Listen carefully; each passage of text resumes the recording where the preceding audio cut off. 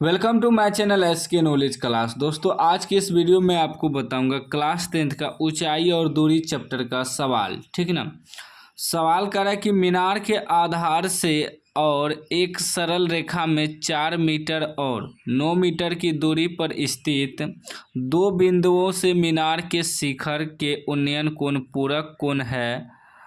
सिद्ध करे कि मीनार की ऊंचाई 6 मीटर है। ठीक ना। ये जो मीनार है, ठीक ना, हम चित्र बना लिए हैं। मीनार का ऊंचाई निकालना है, प्रूव्ड हो जाएगा। ठीक ना। सवाल बहुत आसान है, लेकिन विद्यार्थी सब पढ़ के घबरा जाता है कि कैसे बनेगा। ध्यान से आपको समझना है। कह रहा है कि मीनार के आधार से, देखिए ऊंचाई और दूरी चैप्टर वाला सवाल जो है, सबसे पहले उसमें क्या होता है कि उसमें अगर आपका चित्र बन गया ना, सवाल बन जाएगा।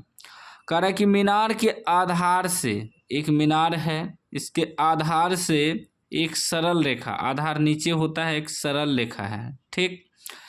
रेखा में 4 मीटर, एगो बिंदु है 4 मीटर और एगो 9 मीटर की दूरी पर स्थित दो बिंदु है।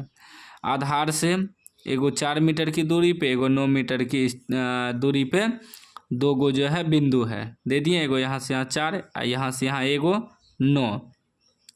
तब कह रहा है कि मीनार के शिखर का उन्नयन कोण पूरक कोण है। ठीक ना। मीनार के शिखर का उन्नयन कोण जो होता है पूरक कोण है। नाम दे दीजिए कुछ भी। मीनार हो गया A B, ई बिंदु C, ई बिंदु D। ठीक ना। यहाँ समझिएगा, कह रहा है कि उन्नयन कोण पूरक कोण है। ये जो मीनार का उन्नयन कोण है, एगो ये दोनों, इसका कोण कितना दिया है, पूरक कोण दिया है। तो पूरक कोण आपको समझना होगा। देखिए पूरक कोण क्या होता है। पूरक कोण, पूरक कोण जो होता है वह होता है दो कोणों का योग 90 डिग्री। दो कोणों का योग 90 डिग्री। ठीक ना। दो कोणों का योग 90 डिग्री। तो हम लोग यहाँ क्या करेंगे, एक कोण को थीटा मान लेंगे। ठीक। और दूसरे कोण को 90 डिग्री घटा थीटा मान लेंगे। ठीक ना। क्योंकि दो कोण है, दोनों कोण का योग 90 डिग्री होता है पूरक कोण, तो इसको मानना पड़ेगा ना। तो हम क्या करेंगे, इसको मान लेंगे थीटा और इसको मान लेंगे 90 डिग्री घटा थीटा। ठीक।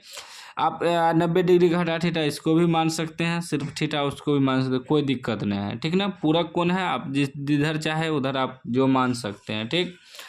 अब इसका मतलब समझिए, एगो का हम थीटा माने, दूसरे का 90 डिग्री घटा थीटा माने, तो पूरक कोण क्या होता है, दो कोणों का योग 90 डिग्री। तो ई एगो कोण है, एगो ई कोण, दोनों का योग 90 डिग्री होगा।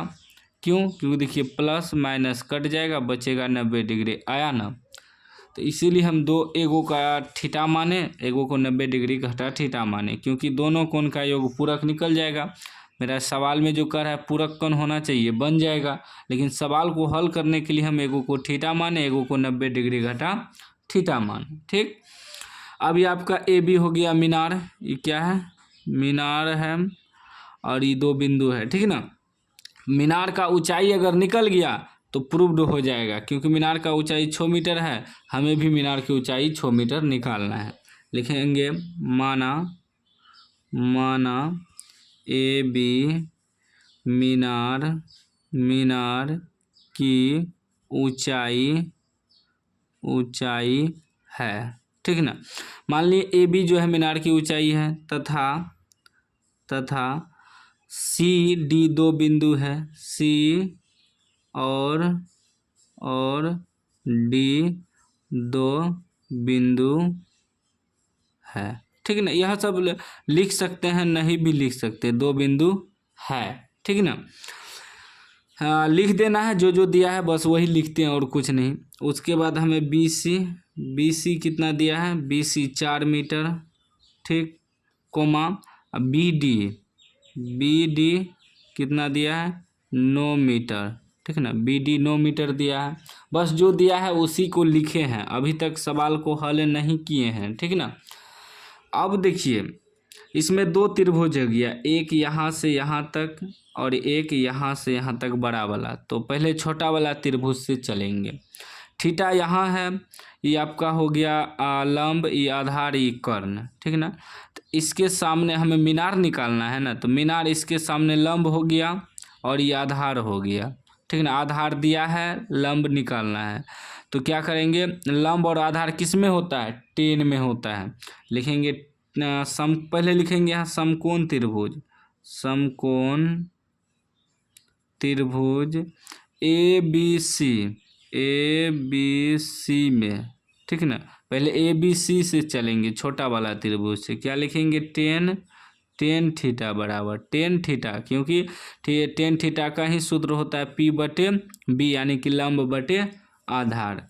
तो टेन थीटा बराबर चलेंगे, तो टेन थीटा P यानी कि लंब बटे आधार। लंब क्या है, ए बी बटे आधार क्या है, 4 है। आधार हमको दिया है ना, 4 लिख दिए, ठीक। अभी आपका समीकरण 1 हो गया, समीकरण 1, क्योंकि इससे ज़्यादा हल नहीं होगा। टेन थीटा बराबर ए बी बटे 4 निकल गया। अब आगे चलिए, अब बड़ा त्रिभुज में चलेंगे, ठीक ना। बड़ा त्रिभुज हमको क्या दिया है कि ए बी डी में चलेंगे। बड़ा त्रिभुज समझ लीजिए, बीच में नहीं है। लिखेंगे समकोण त्रिभुज ए बी डी में। अब समझ लीजिए बीच में नहीं है, ठीक है ना। तो इसमें भी देखिए, यहाँ दिया है कोण, तो ये हो गया लंब, ये पूरा हो गया आपका आधार। तो लंब बटे आधार 10 से ही चलना पड़ेगा। तो 10 यहाँ कोण कितना है, 90 डिग्री घटा थीटा, 90 डिग्री घटा थीटा बराबर। इसमें भी वही होगा, लंब बटे आधार। लंब आपका हो गया ए बी बटे आधार बी डी होगा, बी डी, ठीक ना। अब आगे देखिए, 90 डिग्री घटा थीटा। देखिए 90 डिग्री घटा थीटा बराबर एक सूत्र होता है कोट थीटा। वही अगर निकल जाए, कोट 90 डिग्री घटा थीटा इतना बराबर होता है 10 थीटा। 90 डिग्री घटा थीटा बराबर लिख सकते हैं कोट थीटा। तो 90 डिग्री घटा थीटा बराबर लिखेंगे क्या, कोट थीटा बराबर ए बी बटे बी डी कितना है, 9 मीटर है, ठीक। अब आगे देखिए, आगे आपका क्या हो जाएगा, ई हो गया आपका समीकरण 2। अब समीकरण 1 समीकरण 2 को गुना करेंगे। समीकरण 1 गुना समीकरण 2, समीकरण 1 समीकरण 2, ई पार्ट वाला ई पार्ट से गुना करेंगे, ई पार्ट वाला ई पार्ट से गुना करेंगे। तो 10 गुना कोट 10 थीटा गुना कोट थीटा बराबर ए बी बटे 4 गुना ए बी बटे 9, ठीक ना। गुना करेंगे तभी सॉल्व होगा सवाल, नहीं तो नहीं होगा। 10 गुना कोट बराबर, देखिए एक और सूत्र होता है कि 10 थीटा गुना कोट थीटा बराबर 1 सूत्र होता है। जितना सूत्र हम प्रयोग कर रहे हैं लिखते जा रहे हैं, आप लोग नोट करते जाइएगा। 10 गुना कोट बराबर 1 हो जाएगा, बराबर A B Guna A B क्या हो जाएगा, ए बी का स्क्वायर बटे 9 चौके 36, यहाँ नहीं कुछ तो 1 है, क्रॉस मल्टीप्लाई होगा तो ये हो जाएगा ए बी स्क्वायर बराबर 36, क्योंकि 1 से गुना करेंगे तो कोई फर्क नहीं पड़ेगा। और ए बी बराबर क्या हो जाएगा, यहाँ से स्क्वायर हटाएंगे तो इस पर रूट आ जाएगा 36 का वर्गमूल क्या निकलेगा, ए बी बराबर 6 निकलेगा। क्योंकि देखिए 36 को हम लोग लिख सकते हैं रूट में 6 गुना 6, 2 गो मिल के 1 6 बाहर निकल जाएगा, ठीक है ना। तो यानी कि ए बी जो निकला 6, तो यहाँ ए बी किसको माने हैं, मीनार को। लिखेंगे अतः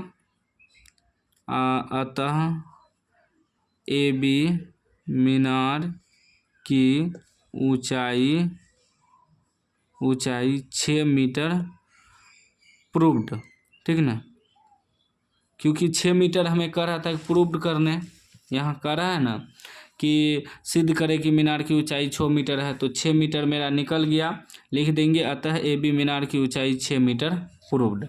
इस तरह का सवाल आपको इसी प्रकार बनाना है। कोई भी डाउट हो तो आप कमेंट बॉक्स में पूछ सकते हैं। अभी तक चैनल को सब्सक्राइब नहीं किया, सब्सक्राइब कर लीजिए और घंटी को दबा के ऑल कर लीजिए।